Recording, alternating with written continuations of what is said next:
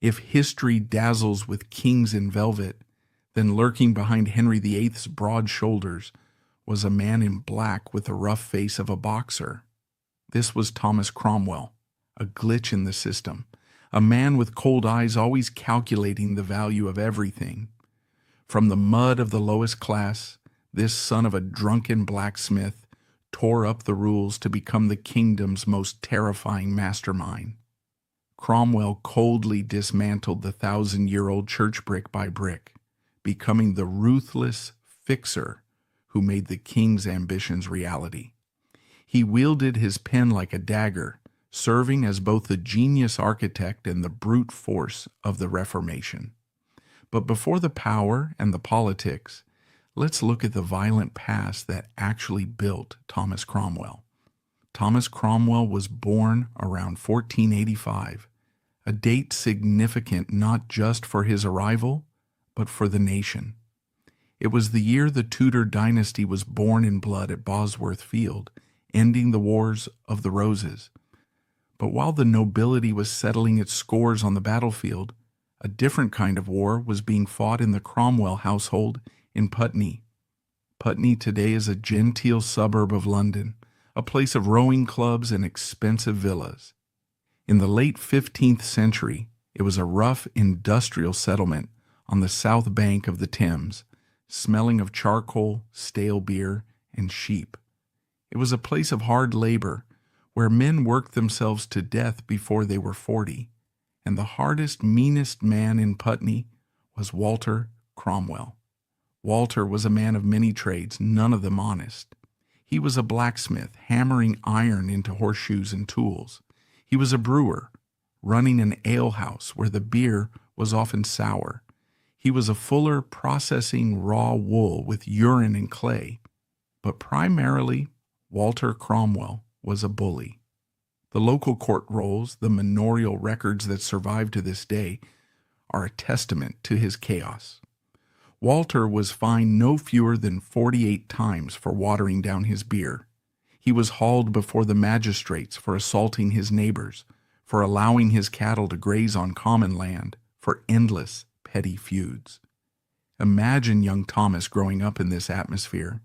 He was the youngest, a boy with a quick mind and a watchful eye, living in a house that perpetually smelled of hot iron, sulfur, and the sour reek of fermentation. But the most dangerous element in the house was his father's temper. We do not have diaries from Cromwell's childhood, but we have the evidence of the man he became. You do not develop Cromwell's specific brand of hypervigilance, the ability to read a room instantly, to anticipate a blow before it lands, to placate a tyrant without practice. Thomas learned these skills at the dinner table. He learned that authority, his father, was capricious, violent, and often drunk. He learned that justice was something you had to buy or fight for. He learned that if you showed weakness, you were crushed. By the time Thomas was a teenager, he was already hardening. He was becoming a ruffian, a mirror image of his father. He was getting into fights, running with local gangs, drifting toward a life of petty crime that would likely have ended at the end of a rope. England was too small for his ambition, and his home was too dangerous for his survival. So, around the year 1503, Thomas Cromwell did the most extraordinary thing of his young life. He didn't just run away, he vanished. He walked out of the forge, turned his back on the Thames, and crossed the English Channel. He was a boy with no money, no connections, no formal education, and no patron. In a time when few people traveled more than 10 miles from their birthplace, Thomas Cromwell walked into the vast, chaotic maw of continental Europe. This period is known to historians as the Lost Decade. It is the black box of Cromwell's life. When he left England, he was a thug. When he returned 10 years later, he was a polymath. What happened in between is the key to understanding the terrifying efficiency of his later years. While the young King Henry VIII was sitting in his palaces, learning to play the lute, write poetry, and joust in padded armor. Thomas Cromwell was learning how the real world worked. And the real world, in the early 16th century, was a slaughterhouse. He headed south, drawn like a moth to the flames of Italy.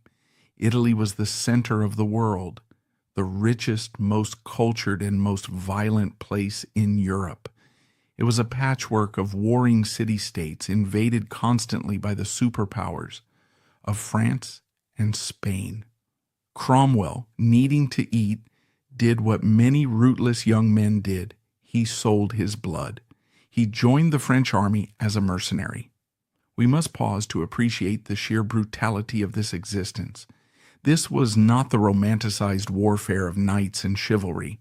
This was the dawn of modern infantry warfare. Cromwell would have carried a pike, a wooden spear 18 feet long, and marched in a square of thousands of men. The strategy was simple. You created a wall of spear points and walked into the enemy. If the man in front of you fell, you stepped over his body and took his place. In December 1503, Cromwell found himself at the Battle of Garigliano. The French army was facing the Spanish forces for control of the Kingdom of Naples. It was a disaster. The French were trapped in freezing mud, decimated by artillery and Spanish tactics. The retreat was a horror show of starvation, drowning, and slaughter.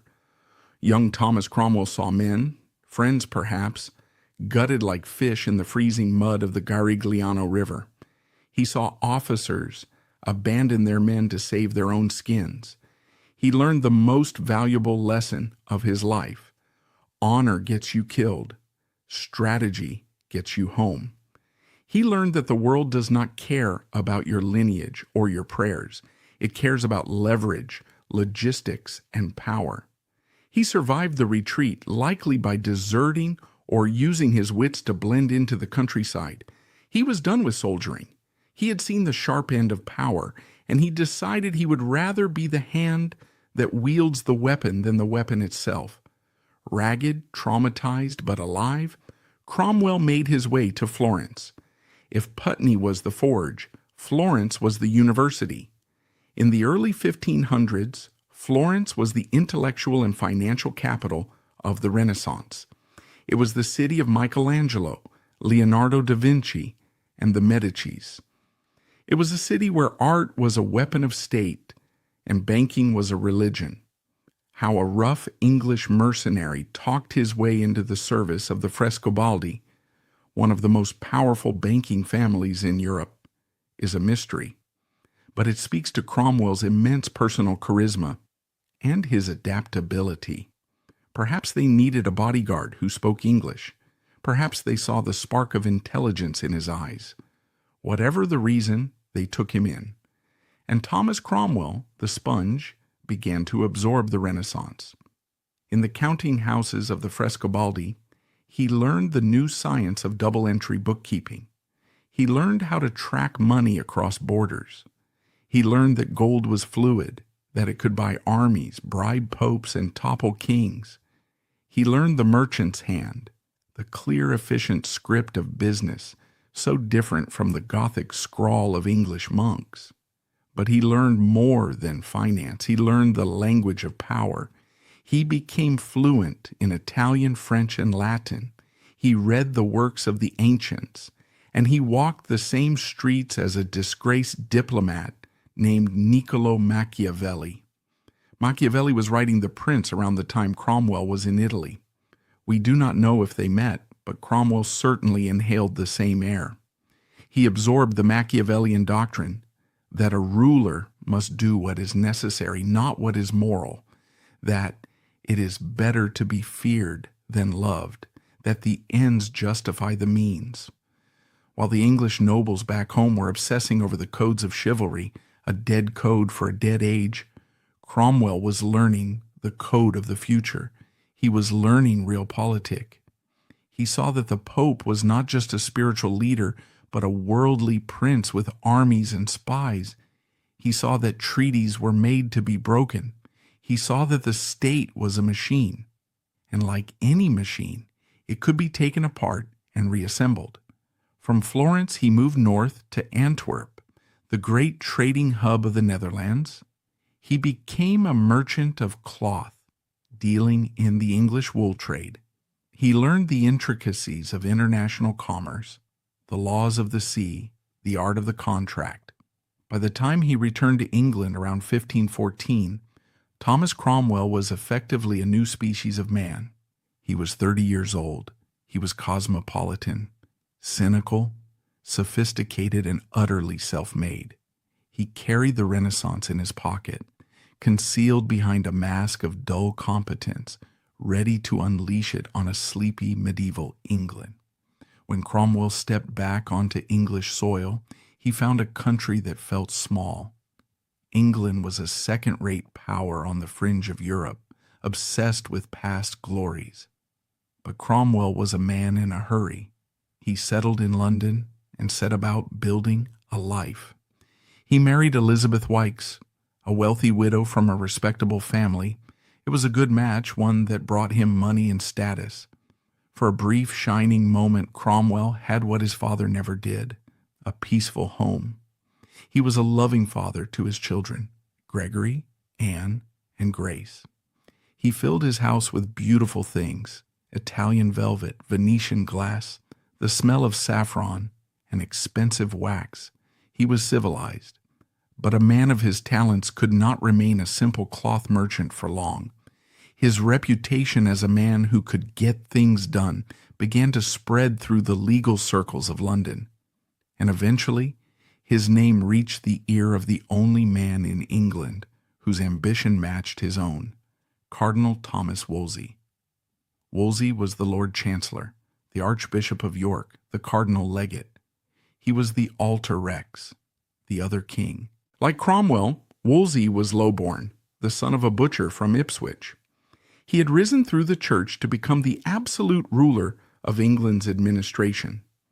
King Henry, young and bored with governance, was happy to let Wolsey run the country while he hunted and danced.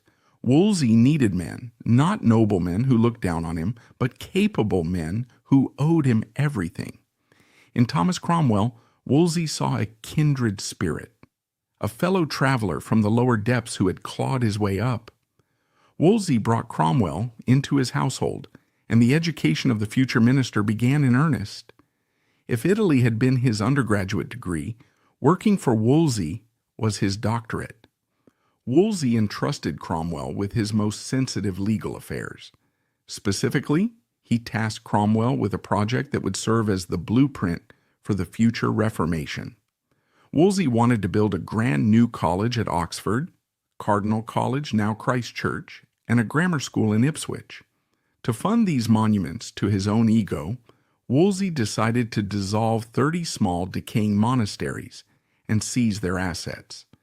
It was Cromwell who did the legwork. He rode out to these small priories. He audited their books. He evicted the handful of monks living there. He sold the lead from the roofs and the timber from the barns. He navigated the complex legal thicket of property rights and papal bulls. This was the dress rehearsal. Cromwell was learning the mechanics of destruction. He was learning that the church was not a holy mystery, but a corporation, and a poorly managed one at that. He saw the rot in the foundations. He saw that the people did not rise up to defend these monasteries. They mostly shrugged. He filed this information away. But the wheel of fortune, as the medieval poets constantly warned, never stops turning. By 1529, Cardinal Wolsey was in trouble. He had failed in the one task that mattered, securing King Henry's divorce from Catherine of Aragon. Henry, obsessed with Anne Boleyn and desperate for a male heir, had lost patience. The great matter of the divorce had dragged on for years. When a tyrant loses patience, heads roll. The fall of Wolsey was swift and brutal. The nobility who had hated the butcher's son for decades descended like wolves. They stripped him of his titles. They seized his great palace at York Place, which became Whitehall. They accused him of premunire, asserting papal authority over the king. Wolsey's household panic-stricken. His servants and hangers-on fled in droves, terrified of being caught in the blast radius of the king's anger. To be associated with Wolsey was social and political suicide, except for one man. Thomas Cromwell did not run. In the autumn of 1529, as the shadows lengthened over Wolsey's life, Cromwell sat in the window of the great hall at Esher, weeping over a primer. But he wasn't weeping for long. He dried his eyes and formulated a plan. He rode to London. He got himself elected to Parliament. And there, in the House of Commons, Thomas Cromwell delivered a performance that became legendary. He stood up, a lone voice in a hostile room, and delivered a passionate, legally brilliant defense of his fallen master. He dismantled the charges of treason. He argued with such eloquence and wit that even Wolsey's enemies were silenced. He could not save Wolsey's career. The king's will was absolute, but he saved Wolsey from immediate execution, and he secured a pardon, however temporary. Why did he do it? Was it sentimentality, loyalty? Perhaps. But it was also a masterstroke of calculation. King Henry was watching. From the shadows, the king observed this man, Cromwell. He saw a man who was loyal when it was dangerous to be loyal. He saw a man who did not panic when the ship was sinking. He saw a lawyer who could argue black into white. Henry was surrounded by sycophants who told him what he wanted to hear. In Cromwell, he saw something different, a man of iron. Wolsey died in November 1530 on his way to the Tower, broken and terrified. The king summoned the cardinal's lawyer to court. Thomas Cromwell walked into the royal presence, knelt, and looked up into the small, terrifying eyes of Henry VIII. The butcher's boy was dead. The blacksmith's boy had arrived. With the death of the cardinal, the apprenticeship was over, but the true danger had only just begun. Cromwell was no longer shielded by Wolsey's scarlet robes. He was now standing exposed in the harsh light of the royal court. He had stepped out of the servants' hall and onto the highest stage in Europe, a stage slick with the blood of those who had failed before him. As the year 1530 turned, the new minister looked at the tangled mess of the king's great matter, the divorce that had destroyed his mentor, and realized that to survive, he would have to do more than just argue the law. He would have to rewrite it. When Thomas Cromwell entered the service of Henry VIII in 1530, the English court was a place of suffocating tension. It was a gilded cage where the air was thick with conspiracy and fear. The king was approaching 40. He was no longer the golden prince of the Renaissance, the slender athlete who had charmed Europe. The waistline was thickening, the temper was shortening, and the face was growing heavy with frustration. Henry was a man used to getting what he wanted, instantly. But for 3 agonizing years, he had been denied the one thing he craved above all else, a legitimate son. His wife, Catherine of Aragon, was past childbearing age. His mistress, Anne Boleyn, refused to sleep with him until she was queen. And the Pope, Clement VII, refused to grant the annulment that would allow Henry to swap the former for the latter. The king's government was paralyzed. The great nobles, the Dukes of Norfolk and Suffolk, were warriors, not theologians. They blustered and threatened, but they had no solution. They were banging their heads against the brick wall of canon law. Into this deadlock stepped the blacksmith's son. Cromwell did not look like a savior. He looked like a thug in a doublet. He walked with a distinctive rolling gait, his hands often clasped behind his back, his eyes missing nothing. He was an outsider, a new man, who had no noble blood to protect and no family honor to uphold.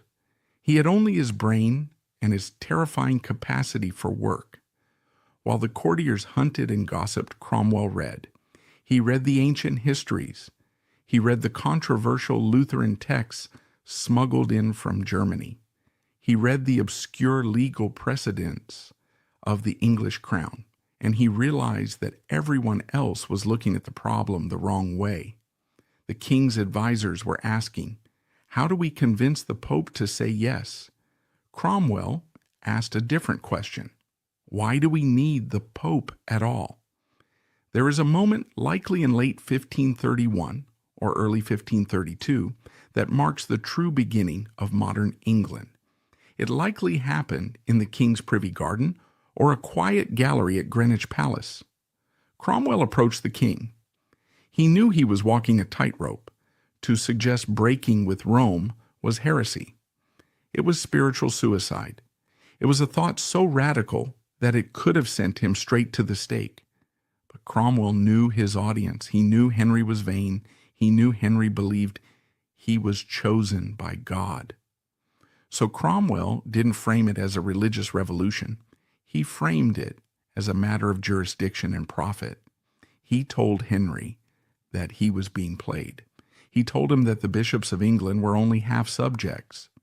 They swore an oath to the king, yes, but they swore a higher oath to the Pope in Rome.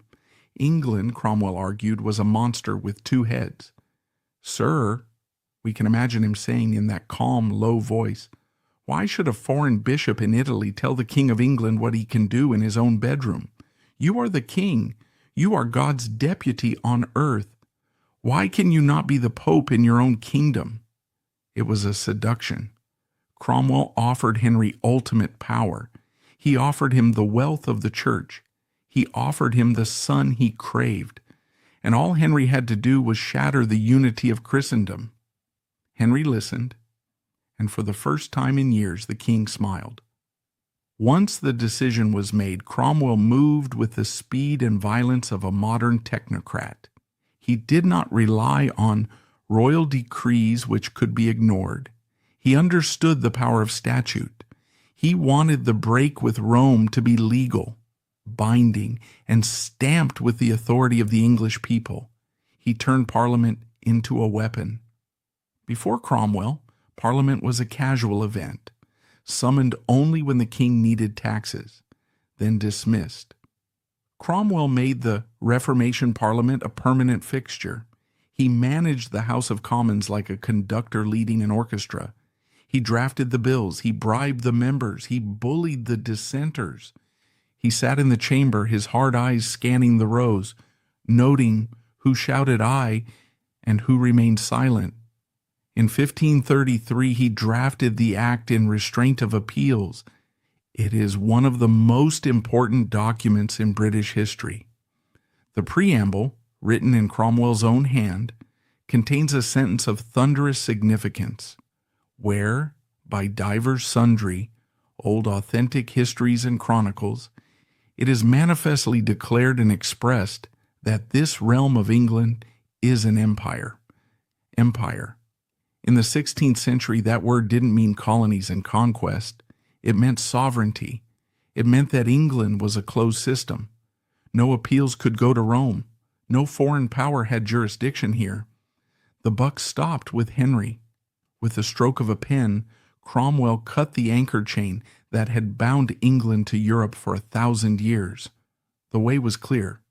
Thomas Cranmer, the compliant new Archbishop of Canterbury, declared Henry's marriage to Catherine of Aragon null and void. 5 days later, he declared Henry's marriage to Anne Boleyn valid. On June 1st, 1533, a pregnant Anne Boleyn was crowned Queen of England in Westminster Abbey. Cromwell organized the spectacle. He arranged the barges, the pageants, the flowing wine. He ensured it looked like a celebration, even if the crowds on the London streets stood in sullen silence, refusing to take off their caps for the king's whore. Cromwell didn't care about their silence. He cared about the law, and he had won. But a revolution on paper is not enough. You have to enforce it. By 1534, Cromwell was the master secretary. He controlled the flow of information to the king. He controlled the spies. He controlled the courts. He began to construct a surveillance state that would have made his old Italian masters proud. He drafted the Act of Supremacy, declaring Henry the supreme head on earth of the Church of England. And to ensure compliance, he drafted the Treason Act. Previously, treason had been limited to actions: plotting the king's death, waging war against him. Cromwell changed the definition. Now, treason could be words. To call the king a heretic, a tyrant, or a schismatic was death. To deny his new title was death. To remain silent, malicious silence, could be construed as death. A darkness fell over England. Men looked over their shoulders in alehouses. Servants were paid to listen to their masters at the dinner table. Cromwell's desk in his narrow office at the Rolls House began to pile high with letters. The vicar of Trumpington said the king is a lecher. The abbot of Glastonbury hid the chalice. The midwife in York prays for Queen Catherine. Cromwell read them all. He filed them in his phenomenal memory, and he began to purge the opposition. The greatest obstacles were not the common people, but the men of principle, the towering figures of the old world who refused to bend the knee to the new reality. The two most dangerous men were John Fisher, the saintly Bishop of Rochester, and Sir Thomas More. The conflict between Thomas Cromwell and Thomas More is the dramatic heart of this era. They were opposites in every way. More was a patrician, a scholar, a man of rigid Catholic principle who wore a hair shirt under his velvet robes to punish his flesh. He believed in the universal authority of the church. He believed that the king's soul was in danger. Cromwell was the pragmatist. He was a man of the world who believed that the primary duty of a subject was to obey his king and ensure the stability of the state. He didn't want martyrs. He wanted citizens. Cromwell actually admired More. He tried repeatedly to save him. There are records of their interrogations in the Tower of London. They read like a chess match between two grandmasters. Cromwell didn't scream or threaten torture. He used logic. Sir Thomas, Cromwell argued, you see that the Parliament has passed the act. You see the bishops have sworn. Why do you set your own private conscience against the wisdom of the whole realm? Do you think you are wiser than the king and the council combined? More's defense was silence. He refused to swear the oath of supremacy, but he refused to say why. He knew that if he spoke, he was dead. So he took refuge in the legal principle that silence implies consent. But Cromwell was tired of legal games. The king was in a rage. The existence of Thomas More, the most respected intellect in Europe, sitting in a prison cell was a public embarrassment to Henry's new regime. It was a silent rebuke. Cromwell knew that for the revolution to survive, the past had to die. He engineered the trial. He allegedly allowed the Solicitor General, Richard Rich, to perjure himself. Rich claimed that More had denied the king's title in a private conversation. It was a lie, but it was enough. On July 6, 1535, Thomas More walked out to Tower Hill. He joked with the lieutenant, asking for help up the rickety stairs of the scaffold. I pray you, Master Lieutenant, see me safe up, and for my coming down, let me shift for myself. The axe fell, and a shudder went through Europe. The King of England had killed a saint. With More and Fisher dead, the opposition was broken. The nobility was cowed. The bishops were terrified. Cromwell was now at the zenith of his power. In 1535, Henry gave him a title that had never existed before and would never exist again: vicegerent in spirituals. It was an absurdity. Cromwell was a layman. He had never been ordained. He was a former mercenary and wool merchant, and yet he was now the vicar general, the king's deputy in all matters of religion. He outranked the Archbishop of Canterbury. When the convocation of bishops met, Thomas Cromwell, the blacksmith's boy, sat at the head of the table.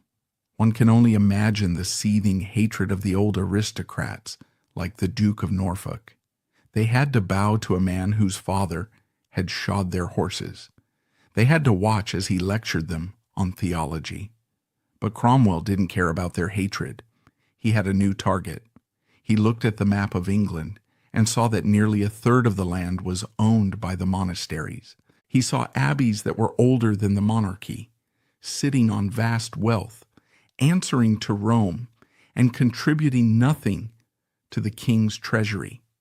He saw the monasteries not as houses of prayer, but as corporate subsidiaries of a foreign power. And he knew that the king, always spending, always building, always warring, needed money. Cromwell sharpened his quill. He called for his commissioners. He was about to launch the greatest act of vandalism and state building in English history. The dissolution was coming. The legislative war was won, but the financial war was just beginning. By 1535, Cromwell had achieved the impossible. He had severed England from Rome. But he knew that a title like Supreme Head of the Church could not buy ships, nor could it satisfy the debts of a king who spent money like water. To secure the revolution, he needed to liquidate the opposition, literally. Henry had squandered the vast fortune left by his father. He had fought pointless wars in France. He had built palaces that sprawled across acres. The royal coffers were empty, echoing with debt. But Cromwell knew where the money was. He looked out across the English landscape, and he saw it dotted with gold mines. They didn't look like mines. They looked like abbeys, priories, and nunneries. There were over 800 religious houses in England. For centuries, the faithful had bequeathed them land, plate, and coin to pray for their souls. They owned perhaps a quarter of the cultivated land in the kingdom. To the devout, these were the fortresses of prayer. To Thomas Cromwell, they were stagnant pools of capital that needed to be liquidated. Cromwell did not simply seize the monasteries. That would have been tyranny. Instead, he did what he always did. He used bureaucracy to legitimize theft. He launched the Valor Ecclesiasticus, the value of the church. It was the Domesday Book of the 16th century. Cromwell sent his commissioners riding out into the shires. These were not holy men. They were accountants and lawyers with sharp nibs and colder hearts. They rode into the ancient courtyards of Fountains, Glastonbury, and Walsingham. They demanded to see the ledgers. They counted every silver chalice, every acre of timber, every sheep, every gemstone on every reliquary. The speed of the operation was terrifying.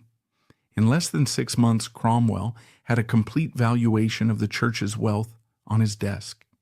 He knew exactly what everything was worth, down to the last penny, but he needed a moral pretext. He couldn't just say, "We want your money." He had to prove that the monasteries were morally bankrupt. So he sent out a second wave of agents, the visitors. The most notorious were Richard Leighton and Thomas Legge. These men were Cromwell's bloodhounds. They were bullies, swaggering into chapter houses, interrogating terrified monks and nuns about their sex lives. They were looking for dirt, and they found it. They sent back breathless, salacious reports to Cromwell. They reported monks with mistresses, nuns with children, abbots skimming funds, fake relics like parings of St. Edmund's toenails or vials of the holy blood that turned out to be duck's blood. Was it all true? Some of it, certainly. Human nature does not stop at the monastery gate, but much of it was exaggerated, tailored to feed the king's indignation. Cromwell took these reports, bound them in a black book, and read them to Parliament. The House of Commons gasped. The king feigned shock. The verdict was delivered. The monasteries were dens of vice. They had to be cleansed. The destruction that followed changed the face of England forever. It was a cultural lobotomy. First the smaller houses went, then the great abbeys. The process was industrial in its efficiency. The commissioners would arrive and evict the monks, giving them a small pension and a change of clothes. Then the demolition crews moved in. The lead was stripped from the roofs and melted down right there in the church naves, the fires fueled by the carved oak choir stalls and ancient library books. The bells were lowered and smashed for scrap metal. The stone was sold to local gentry to build their manor houses. Imagine the scene. The great Abbey of Lewes, which had stood for 400 years, was reduced to rubble in weeks. The tombs of ancestors were broken open, the bones scattered. The magnificent libraries, containing the only copies of Anglo-Saxon history, Greek philosophy, and medieval science, were torn apart.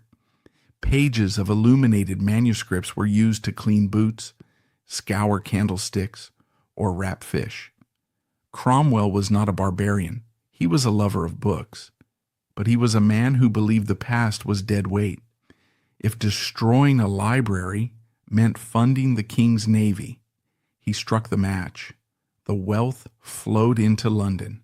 Gold plate, jeweled crucifixes, and velvet vestments were carted to the Tower. The land was sold off to the nobility and the rising gentry. Cromwell was very clever here. By selling the church lands to the gentry, he made them complicit. They would never allow Catholicism to return because if it did, they would lose their new estates. He bought their loyalty with stolen land. But as the monasteries burned, the political temperature in the court was reaching a boiling point. Cromwell had risen in tandem with Anne Boleyn. They were the twin pillars of the Reformation. Anne was the patroness of the new religion, the woman who had captivated the king.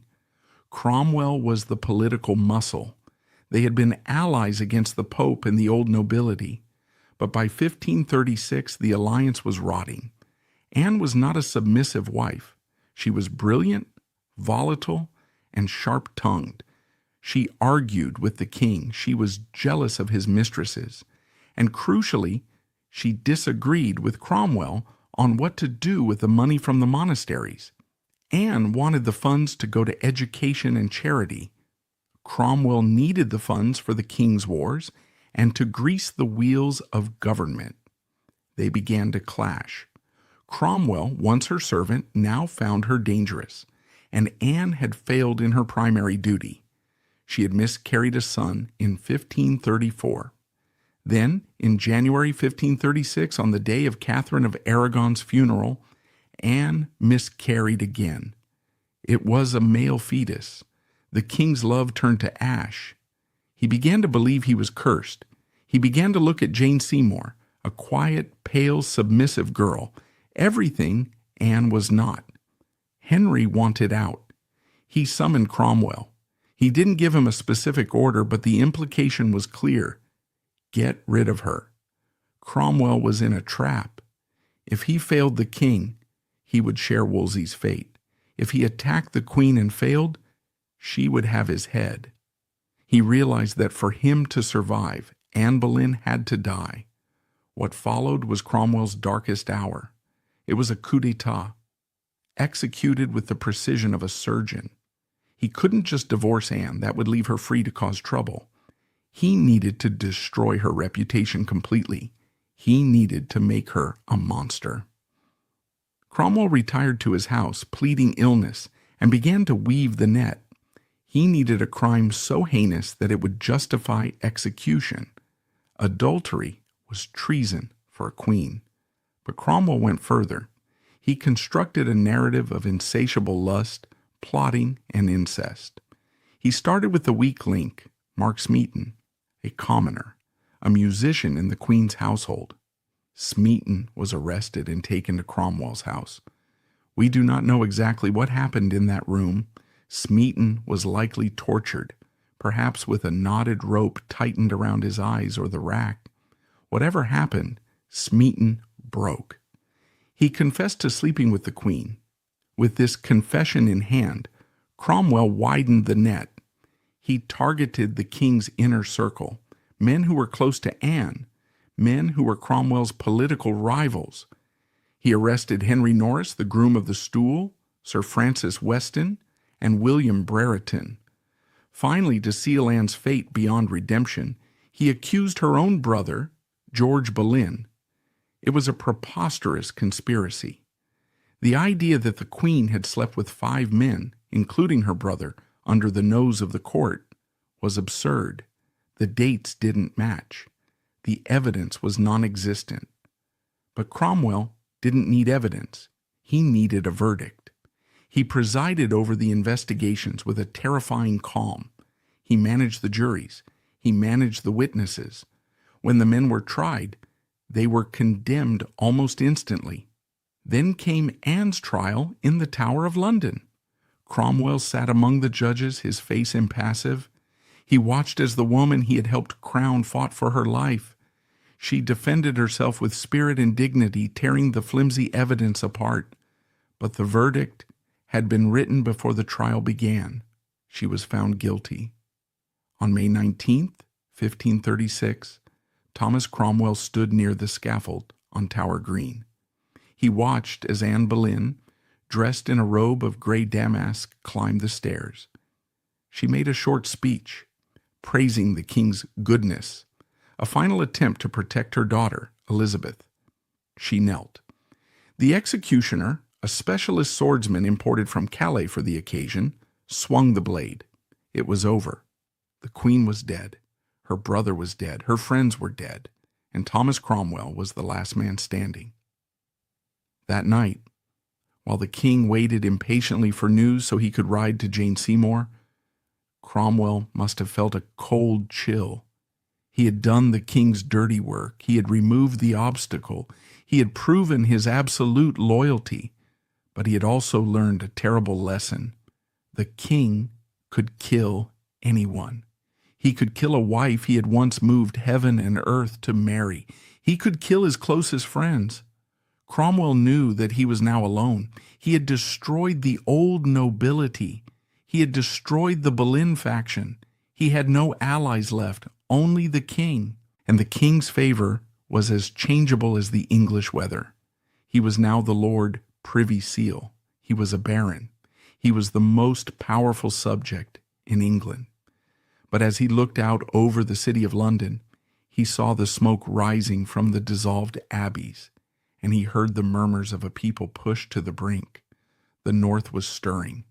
The common people who loved their monks and their old ways were beginning to whisper. They called Cromwell the Cramp. They called him a heretic, a sorcerer, a low-born villain. The blacksmith's boy had conquered the court. Now he would have to face the wrath of the country. The pilgrimage of grace was coming. The execution of a queen is a trauma that stains the soul of a nation, and as the summer of 1536 broke over England, the atmosphere was brittle with fear. Cromwell had proven he could strike down the highest head in the land, but in doing so, he had stripped away the last veneer of the old chivalric world. He had made the monarchy absolute, but he had also made it terrified. While the court in London tried to move on, bearing the memory of Anne Boleyn along with her headless corpse, the shock waves of her destruction and the destruction of the abbeys were rolling outward, reaching the furthest corners of the realm, where the king's writ ran thin and the people's anger ran deep. The summer of 1536 was hot and pestilent. In London, the smell of charred wood and fresh blood hung in the air. Anne Boleyn was dead. The monasteries were being dismantled. The king, now married to Jane Seymour, was hunting in the forests, trying to forget the woman he had beheaded. But in the north of England, a storm was gathering that would threaten to sweep Thomas Cromwell, and perhaps the Tudor dynasty itself, into the sea. Cromwell, sitting in his office in London, had miscalculated. He had assumed that the English people were like the Londoners, pragmatic, cynical, and ready for change. He had forgotten that in the wild, wind-swept moors of Yorkshire and Lincolnshire, the old ways ran deep. For the common people, the monastery wasn't a corporation. It was the center of their universe. It was where they received charity when the harvest failed. It was where they buried their dead. It was where the lights had burned on the altar for 500 years. When Cromwell's commissioners arrived to smash the statues and evict the monks, the people didn't see reform. They saw sacrilege. They saw a blacksmith's son from Putney stealing God's house. It began in October 1536 in the small town of Louth in Lincolnshire. A rumor spread that Cromwell was coming to seize the church plate. A mob formed. They seized the king's commissioners. They burned their papers. Within days, the spark became a wildfire. The uprising spread into Yorkshire and became known as the Pilgrimage of Grace. It was not a riot. It was an army. Led by a one-eyed lawyer named Robert Aske, 30,000 men marched under the banner of the 5 wounds of Christ. They were well-armed, well-organized, and utterly fearless. They outnumbered the king's forces 4-1. If they had chosen to march on London, they likely could have taken the capital. And they had one clear demand. They swore loyalty to King Henry, but they demanded the head of the evil counselor. They demanded Thomas Cromwell. They wrote ballads about him, calling him a shearman, a lowly clothworker, and a heretic. They blamed him for the new taxes, the new laws, the destruction of the abbeys. He was the lightning rod for the nation's rage. In London, panic set in. The king was furious, railing against his brute and beastly subjects. But he was also terrified. He had no standing army. He sent the Duke of Norfolk north to negotiate simply because he had no other choice. For Cromwell, this was the nightmare scenario. He was trapped in London, knowing that an army was marching south with the specific intention of tearing him limb from limb. The nobles at court, led by Norfolk, were gleeful. They whispered that the king should give the rebels what they wanted. Throw Cromwell to the wolves, they said, and the rebels will go home. Cromwell stayed in his chambers. He worked. He fortified the tower. He managed the supply lines. And he trusted in one thing, Henry's arrogance. He knew Henry would never bow to a mob. To give up Cromwell would be to admit the king was wrong. And Henry VIII was never wrong. The rebellion was defeated not by swords, but by lies. The Duke of Norfolk, acting on Henry's orders, met the rebels at Doncaster Bridge. He promised them everything. He promised a pardon. He promised a parliament in York to discuss their grievances. He promised that the dissolution of the abbeys would stop. Robert Aske, a naive man who believed in the honor of kings, accepted the deal. He ordered his men to disband. The great army of the North melted away, returning to their farms, believing they had won. Then the trap snapped shut. In 1537, on the pretext of a minor new skirmish, Henry declared the truce void. He unleashed martial law on the North. It was a slaughter. Cromwell, managing the legalities from London, ensured the leaders were rounded up. Robert Aske was dragged in chains to York and hanged from the castle keep. The abbots who had supported the rebellion were executed. Hundreds of commoners were strung up on trees in their own villages as a warning. Cromwell survived. He had stared into the abyss, and the abyss had blinked. But the lesson was clear. The country hated him. The nobles hated him. Only the king's protection kept him alive. And then the sun broke through the clouds. On October 12th, 1537, at Hampton Court Palace, Queen Jane Seymour gave birth to a healthy boy, Edward. The relief was seismic. Bonfires were lit across England. Wine flowed in the conduits. Henry finally had his male heir. The Tudor dynasty was secure. Cromwell was ecstatic. He had engineered the marriage to Jane. He organized the christening, a spectacle of immense grandeur. In the procession, Cromwell walked with the highest lords of the land. He was made a Knight of the Garter. He was at the peak of his influence. But tragedy, as always, was the shadow at the feast. 12 days after the birth, Queen Jane died of puerperal fever. Henry was devastated.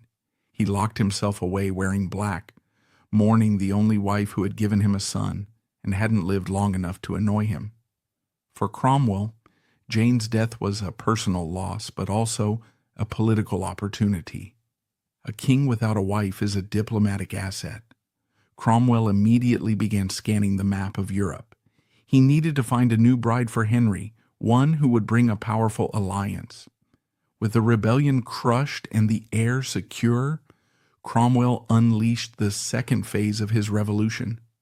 This time, it wasn't just about money, it was about theology.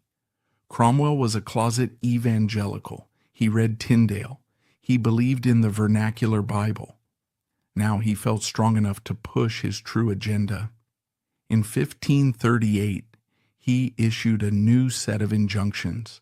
They were radical. He ordered that every parish church in England must purchase a copy of the Bible in English. Pause to consider the magnitude of this. For 1,000 years, the Word of God had been locked in Latin, the property of the priests. Now, the plowboy could hear the Gospels in his own tongue.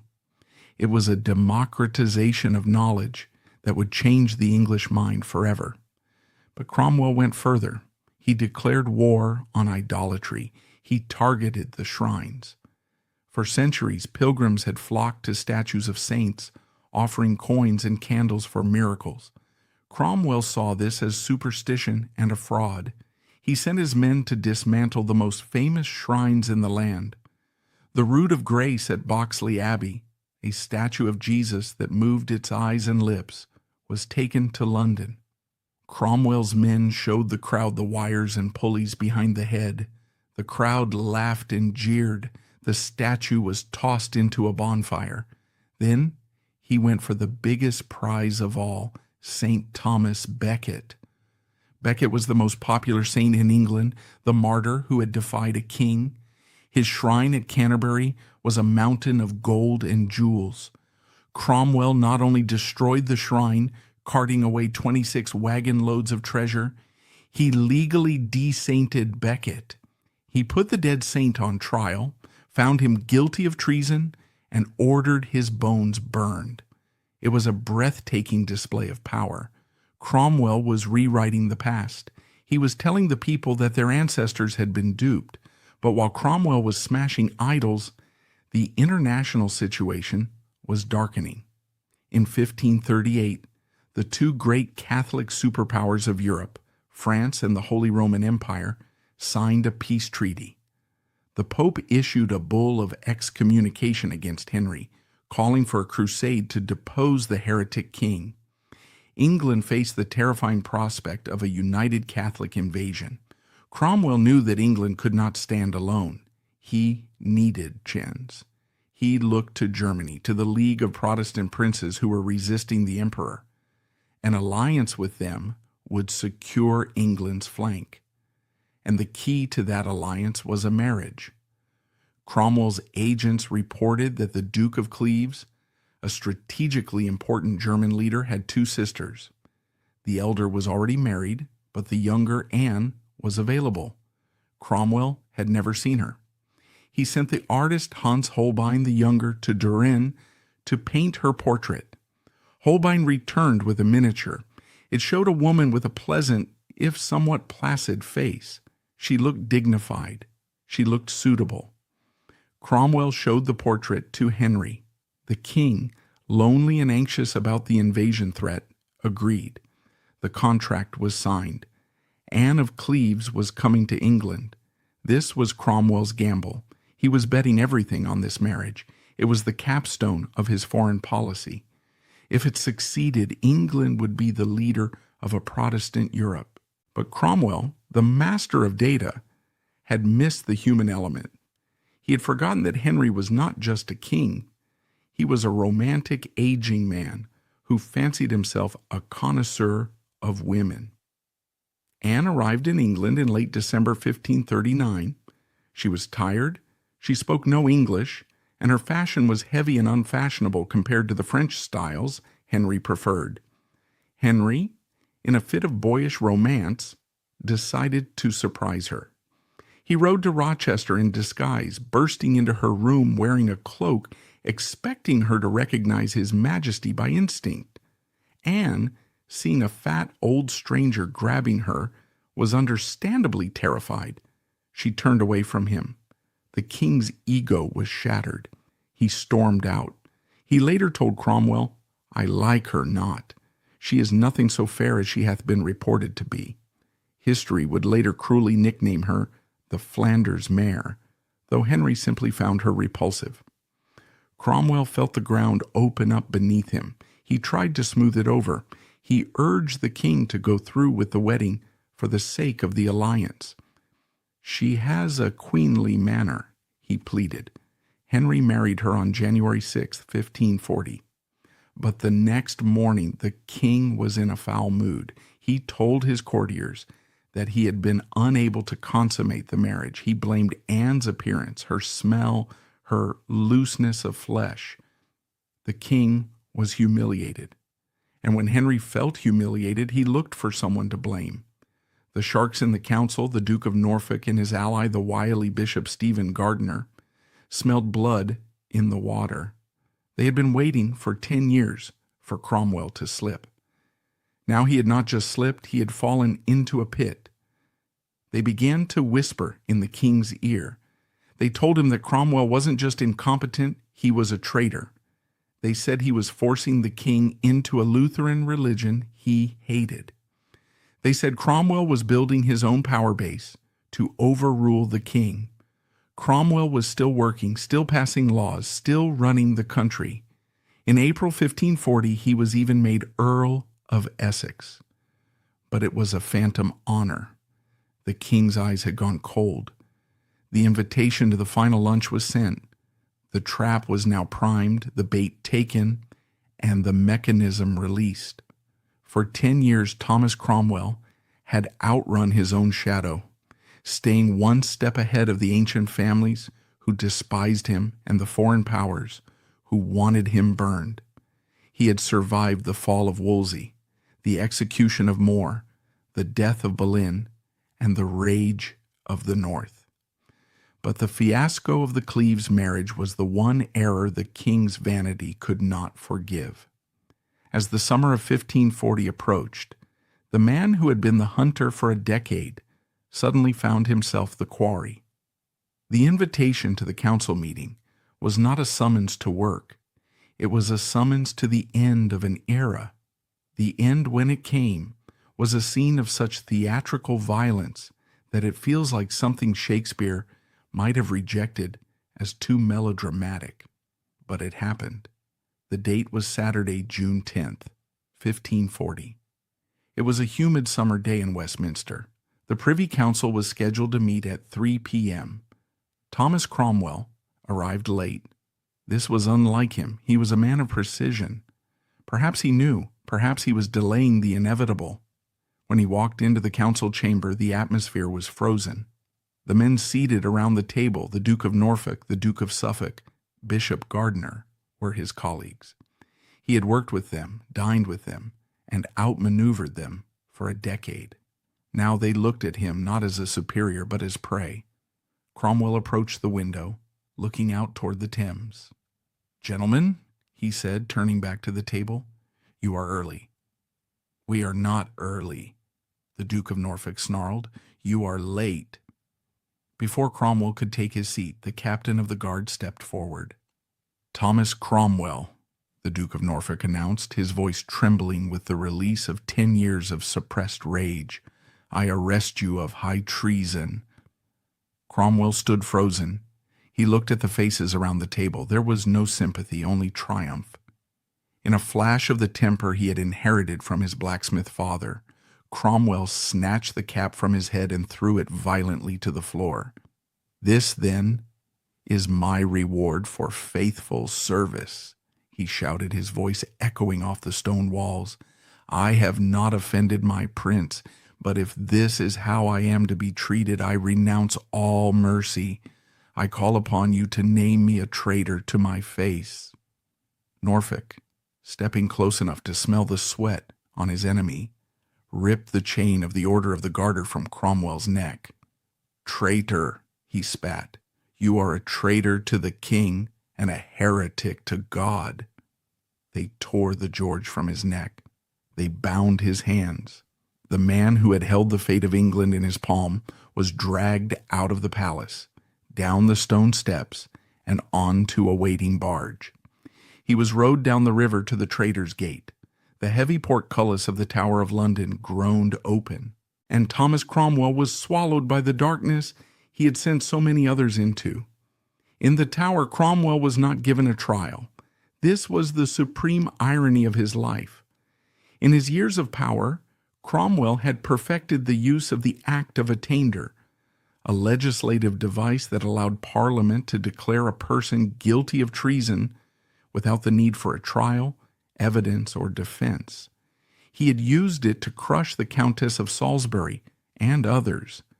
Now his enemies used his own weapon against him. The charges were a mix of hysteria and fabrication. They accused him of being a sacramentarian, a radical heretic who denied the real presence in the Eucharist. They claimed he had said he would fight against the king if the king turned away from Protestantism. They accused him of accepting bribes, which everyone did, but Cromwell did on an industrial scale. It didn't matter if the charges were true. The king wanted him gone, but Henry, in his twisted way, still needed him. Even as Cromwell sat in his cell fearing the axe, the king sent him questions. Henry needed Cromwell to provide the legal evidence to annul the marriage to Anne of Cleves. Cromwell, desperate for life, obliged. He wrote a long, detailed statement supporting the king's claim of non-consummation. He humiliated himself, revealing intimate conversations, doing whatever was necessary to serve the master who was killing him. He also wrote a final letter to Henry. It is one of the most heartbreaking documents in the British archives. The cool Machiavellian mask slips away and we see a terrified man pleading for his existence. He recounts his years of service. He denies the treason. He begs the king not to believe the lies of his enemies. And he ends the letter with a scrawl that trails off the bottom of the page. A cry from the soul. Most gracious prince, I cry for mercy, mercy, mercy. Henry was moved. He reportedly had the letter read to him 3 times, but he did not grant mercy. The political pressure was too great, his embarrassment over Anne of Cleves too fresh. The machine Cromwell had built was too efficient to be stopped. On July 28, 1540, Thomas Cromwell was led out to Tower Hill. It was a significant day. Across town, at Oatlands Palace, Henry VIII was marrying his 5th wife, the teenage Catherine Howard, the niece of Cromwell's mortal enemy, the Duke of Norfolk. The old nobility was back in charge. The golden age of the Howards had begun, and the era of the blacksmith was ending in blood. Cromwell stood on the scaffold. He was calm now. He gave the traditional speech of the condemned. He did not scream defiance. He did not claim innocence. He knew that to die badly would endanger his son Gregory. For the sake of his family's survival, he played the part. I am come hither to die, he told the crowd. He confessed to having been a sinner. He prayed for the king. He knelt at the block. History tells us it was a butchery. The executioner was possibly drunk or inexperienced, or perhaps paid by Cromwell's enemies to make it painful. The first blow did not sever the neck. It hacked into the shoulders or the skull. The crowd gasped. It took 2, perhaps 3 clumsy strikes to finish the job. The head of the most capable administrator England had ever seen was boiled, dipped in tar to preserve it, and spiked on London Bridge. It stared out over the city he had modernized, its eyes fixed on the horizon. But the story has a final twist. Usually when Henry VIII killed a minister, he never looked back. But Cromwell was different. Within months, the new regime was falling apart. Catherine Howard was proving to be a flighty, dangerous distraction. The Privy Council, without Cromwell's discipline, dissolved into squabbling factions. The king's papers were disorganized. The treasury was chaotic. Henry began to rage at his courtiers. He shouted that they were liars. He accused them of tricking him. According to the French ambassador, Henry was heard lamenting that, under the pretext of some trivial offenses, his counselors had made him put to death the most faithful servant he ever had. Henry missed his fixer. He realized too late that while Norfolk and Gardiner could flatter him, they could not run a country. He had broken the only tool that worked. So, what is the legacy of the blacksmith's boy? For centuries, Victorian historians painted Thomas Cromwell as the villain of the Tudor age, a cold, bureaucratic, ISIS-style destroyer of beauty, the man who smashed the stained glass and silenced the choirs. But if you look around the world today, you are living in the house Thomas Cromwell built. He created the modern state. Before Cromwell, government was the king's household. After Cromwell, it was a bureaucracy. He created the departments of state that still exist in some form. He professionalized the civil service. He gave us the parish register. Every time you look up your family tree, finding a birth, marriage, or death record from 1538 onwards, you are thanking Thomas Cromwell. He knew that to govern a people, you must count them. He gave England the Bible. By placing the scriptures in English in every church, he inadvertently taught the English people to read, to question, and to think for themselves. He planted the seeds of the Puritanism that would one day overthrow the monarchy itself. He was a man of contradictions. He was a brute who loved poetry. He was a reformer who used torture. He was a visionary who destroyed the past to build the future. Thomas Cromwell rose from the mud of Putney to the highest seat in the land, proving that in England, ability could matter more than birth. He was the first modern man, a meritocrat in a world of aristocrats.